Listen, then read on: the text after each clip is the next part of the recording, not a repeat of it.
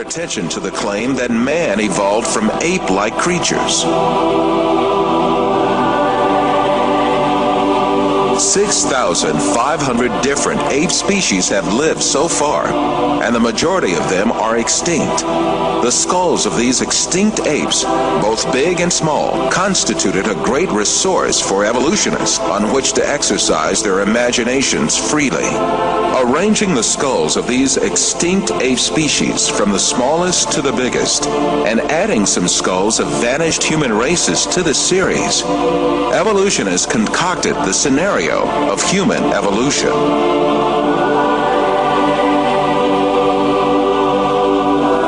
The most important role of this scenario is given to the extinct ape species called Australopithecus.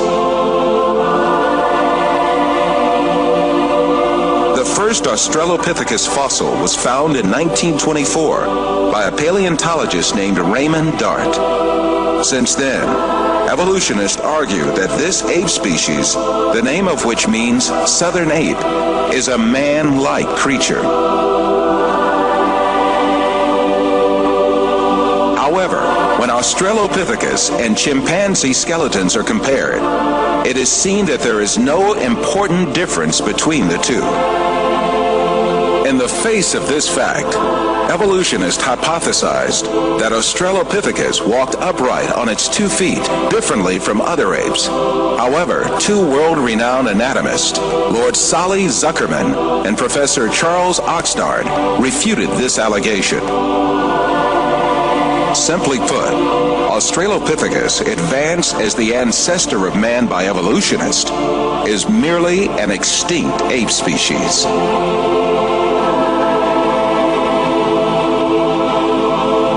On the other hand, fossils that are included by evolutionists under imaginary classifications, such as Homo erectus, Homo ergaster, or Homo sapien archaic, in fact, belong to different human races.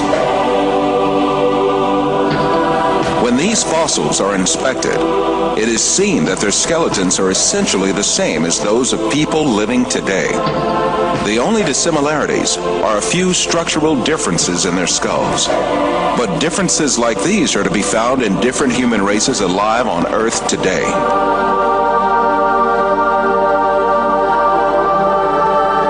The famous evolutionist paleontologist Richard Leakey admits that the difference between the skulls classified as Homo erectus and those of modern men is only racial. These differences are probably no more pronounced than we see today between the separate geographical races of modern humans.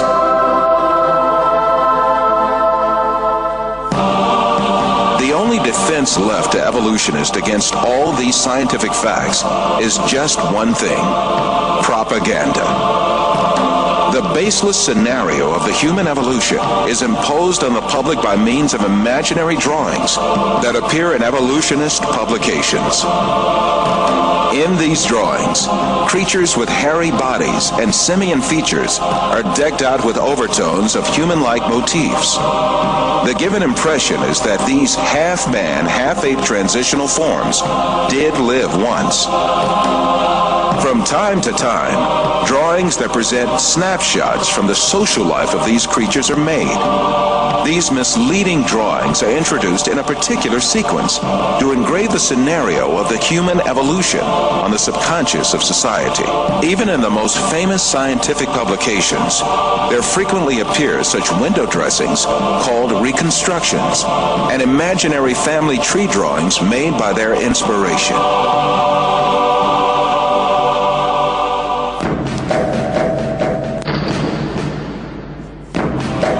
The imaginative power of evolutionists is not limited to fictional drawings and models.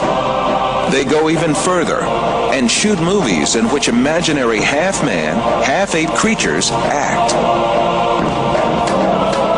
However, all of these are pure deception.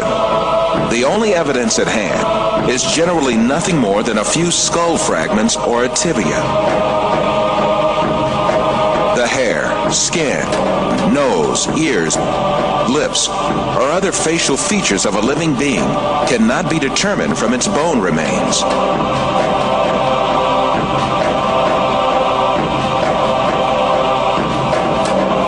Evolutionists shape these soft tissues, which leave no trace in the fossil, to suit the purposes of their theory, and produce imaginary reconstructions in their workshops.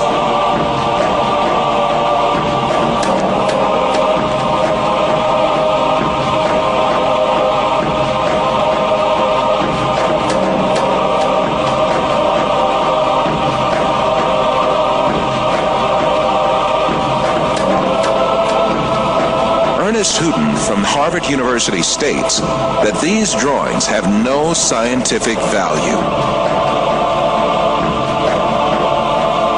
You can, with equal facility, model on a Neanderthaloid skull the features of a chimpanzee or the lineaments of a philosopher.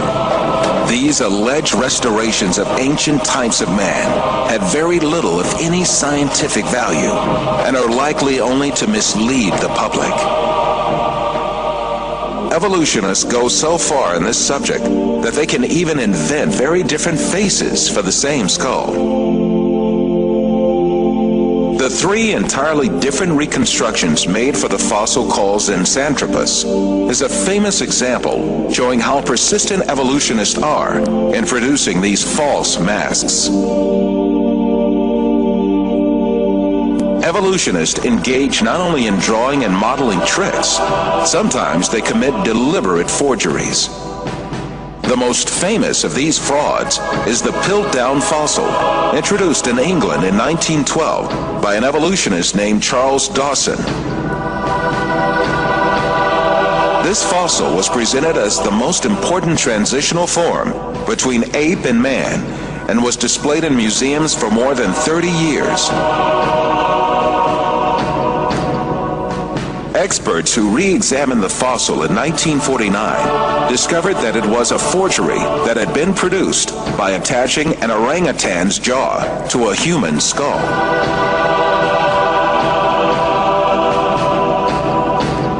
Another intermediate transitional form fabricated by evolutionists was the Nebraska man. This was cooked up in 1922 on the basis of a single fossil tooth.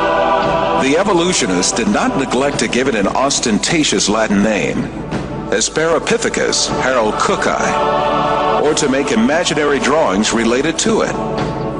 It was soon revealed that the tooth that had been the source of inspiration for Nebraska Man, in fact, belonged to a wild pig. Many other fossil skulls have been presented as great evidence for evolution failed one by one.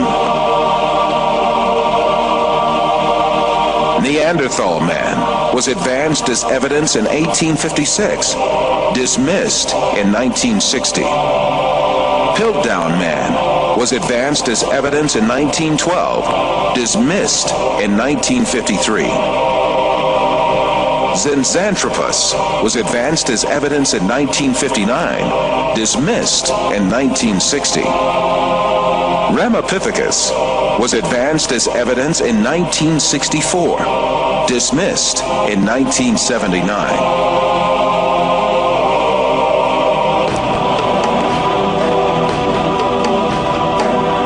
Despite all these facts, these skulls are still presented to the public through the media and in some evolutionist textbooks as if they were scientific facts. In many countries, an important part of the society supposes that evolution is a proven fact. A great deal of this so-called evidence of evolution, much of which has been dismissed by evolutionists themselves, is still presented to school children in their textbooks, where they are depicted as the ancestors of man.